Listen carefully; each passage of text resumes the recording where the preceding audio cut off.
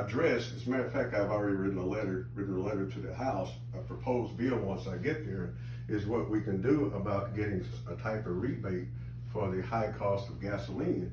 And I've already proposed, once I get there, a $2,500 tax rebate, that's one vehicle, for two vehicles up to $4,000.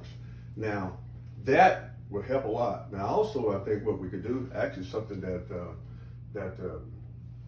Governor Abbott could do, he could actually rescind a lot of taxes that we have on, it could be on clothing of a certain price. It could be clothing, for example, less than $50, what we would typically do around school holidays. We could do that right now. It doesn't have to be for a short term. It doesn't have to be for a couple of days. It doesn't have to be for 30 days. We could do that for the duration that we think that the voters needed. So there's a lot of things that we can do. That again, the governor has the power to do those things right now.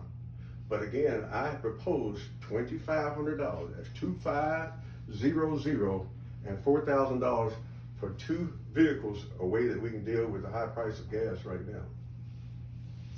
All right, very interesting thoughts. So going on to some more hot topic subjects, I know that you did previously make comments supporting President Biden possibly sending troops to Poland.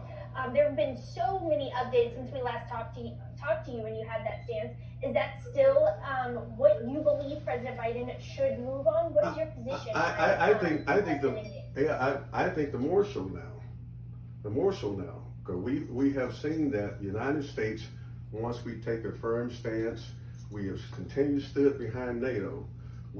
It was recently, I think it was yesterday, that the Congress provided or approved $40 billion in aid to go there. So my stance is even stronger as it was the first time. We have seen what Mr. Putin is doing right now. It looks like he's somewhat backpedaling. He really doesn't know what to do now. But the United States has to continue to take a firm stance. And as I've said earlier, I think we're talking about putting 100,000 troops, not necessarily a specific 100,000 troops. As an example, the troops that are necessary to make sure that we can keep Mr. Putin in check. All right.